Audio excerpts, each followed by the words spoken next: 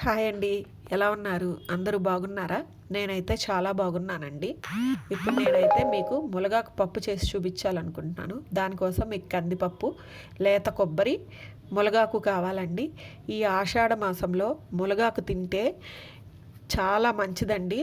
ఎందుకంటే వేసవికాలం వెళ్ళిపోయిన వెంటనే వర్షాకాలం వస్తుంది కదా! ఆ వర్షాకాలంలో జలుబు, దగ్గే కాకుండా చాలా రకాల ఇన్ఫెక్షన్స్ వస్తాయి. వీటినన్నిటితో పోరాడే శక్తి మునగాకుకు ఉందండి.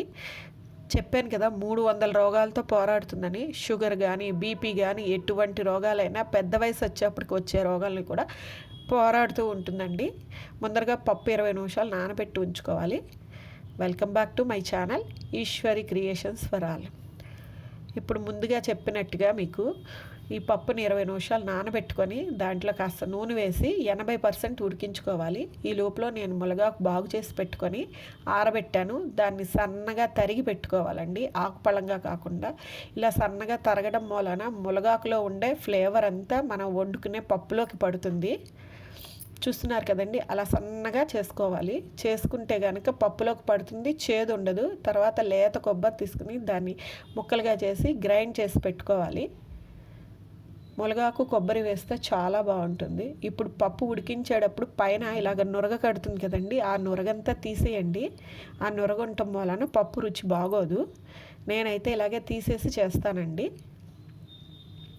ఇలా తీసేసిన తర్వాత పప్పును మాత్రం ఉడికించుకోవాలండి. అది కూడా చెప్పాను కదా 80% మాత్రమే ఉడికించాలి. మిగిలిన 20% ఉడికించద్దండి. నురగ ఎక్కడా లేకుండా అయితే తీసేసుకోండి. ఇప్పుడు పప్పు ఆల్మోస్ట్ ఉడికిపోయింది. చూడండి, చూపిస్తున్నాను. 80% ఉడికింది, ఇంకా 20% ఉడకాలి. అలా ఈ ఉడికిన పప్పులోంచి మనం పప్పు నీళ్ళు తీసి పక్కన పెట్టుకుందామండి.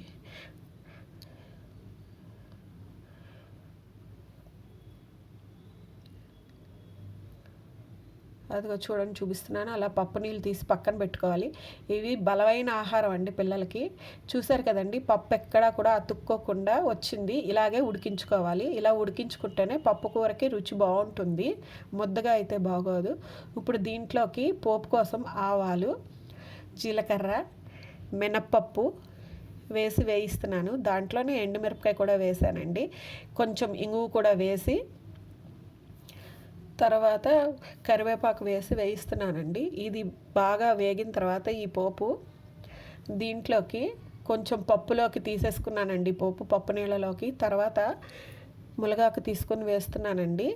నేను చెప్పినట్టు తడిగా ఉన్న మునగాకు వేశారనుకోండి జిగురుగా ఉంటుంది, అప్పుడు కూర రుచి కూడా చెడిపోతుంది. అందుకని మునగాకు ఆరబెట్టుకొని కట్ చేసి పెట్టుకుంటే బాగుంటుంది. ఇప్పుడు ఈ మునగాకుని ఇలాగే వేయించుకొని పప్పులో కలుపుకోవాలి. దీంట్లో అయితే సాల్ట్ వేసేస్తున్నాను. పప్పులో ఎక్కడా వేయలేదు, అందుకని దీంట్లోనే 3 టేబుల్ స్పూన్స్ సాల్ట్ వేస్తున్నానండి. తర్వాత దీంట్లోకి నేను పసుపు కూడా ఇందులోనే వేసేస్తున్నాను. పసుపు కంపల్సరీ అన్ని కూరల్లోనూ అన్నిట్లోనే నేను వాడతానండి. యాంటీ బ్యాక్టీరియల్ కింద కూడా పసుపు పనిచేస్తుంది కదా, అందుకనండి. ఇవి 2 వేశాక మునగాకుని బాగా వేయించుకోవాలండి. మునగాకులో ఉన్న పచ్చంతా పోవాలి. పోయిందనుకోండి నూనెకే మునగాకు ఉన్న ఫ్లేవర్ అంతా పడుతుంది. ఇలా పట్టిన తర్వాత దీంట్లో మనం పప్పు వేసుకున్నాం అనుకోండి, పప్పు రుచిగా ఉంటుంది. లేదా పప్పు ఉడికించుకునేటప్పుడు ఆకు వేసుకుంటే పప్పు చేదుగా ఉంటుంది. ఎందుకంటే మునగాకుకి చేదు గుణం ఉంది, అందుకని. చేదు మూలాన్ని కూడా మీకు ఏమవుతుందంటే రుచి తేడా వస్తుంది. ఇలా వేగిన తర్వాత ఆ కూరలోది కొంచెం తీసి పక్కకు పెట్టాను, ఇంకో కూర కూడా తయారు చేసే విధానం చూపించడానికి. తర్వాత ఇప్పుడు కొంచెం పప్పు తీసి ఈ మునగాకులో వేయించిన దాంట్లో వేసి వేయించుకోవాలండి. ఈ పప్పు కూరలో ఇదొక రకం, ఫస్ట్ రకం అండి. ఇలా కూడా చేసుకొని తినచ్చు. ఇలా చేసుకు తినటం వలన కూడా మంచి హెల్తీ బెనిఫిట్స్ ఉంటాయి. చాలామంది అయితే ఇలా చేసుకున్నప్పుడు తినటానికి కష్టపడతారు, తొందరగా తినలేని వాళ్ళు. ఎందుకంటే దీంట్లో చేదు గుణం ఉంటుందన్నా కదండి, లైట్ చేదు ఉంటుంది. కానీ ఇది ఎంత తింటే అంత మంచిదండి. ఏ సీజన్లో అయినా తినచ్చు. అదిగో చూసారు కదండి, ఇప్పుడు ఆ రకంగా పప్పు రెడీ అయిపోతుంది. మునగాకు పప్పు కూర పక్కన పెట్టుకోవాలి. ఇందాక తీసిన దాంట్లో మిగిలిన దాంట్లో ఇప్పుడు కొబ్బరి అయితే తురిమి ఉంచుకున్నా కదండి, ఆ కొబ్బరి వేసుకోవాలి. లేత కొబ్బరి వేస్తున్నా నేను. ఆ కొబ్బరిలో ఉన్న తీపి కొబ్బరి పాలు అన్నీ ములగాకు పట్టి ఇప్పుడు ఈ పప్పు ఎలా ఉంటుందంటే కమ్మగా ఉంటుంది. అది కొంచెం చేదుగా ఉంటుంది అన్నా కదా, ఇది కమ్మగా ఉంటుంది. ఇలా వేయించుకున్న పప్పుని మనం సర్వ్ చేసేసుకోవచ్చండి. ఉత్తిగా కూడా తినచ్చు. కొబ్బరి వేసాక మూత పెట్టామనుకోండి కొబ్బరి ఫ్లేవర్ కూడా పడుతుంది.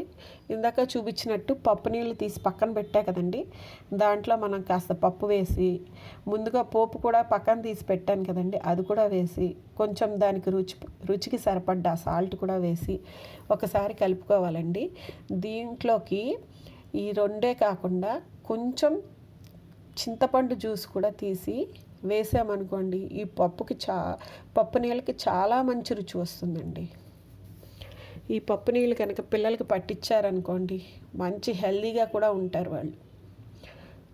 చూసారు కదండి, ఇలా పప్పు నీళ్ళు కూడా రెడీ అయిపోయి, ఇప్పుడు చూసారా పప్పు కూర, పప్పు వేసి ములగాకు వేసి కొబ్బరి, తర్వాత కందికట్ట అంటాం మేము, ఇది పూర్వకాలం వంట అండి. ఈ 3 రెడీ అయిపోయి, వీడియో కనుక నచ్చినట్టయితే లైక్ చేసి కామెంట్ చేసి షేర్ చేయండి. Thank you for watching. Comments కూడా ఇవ్వండి.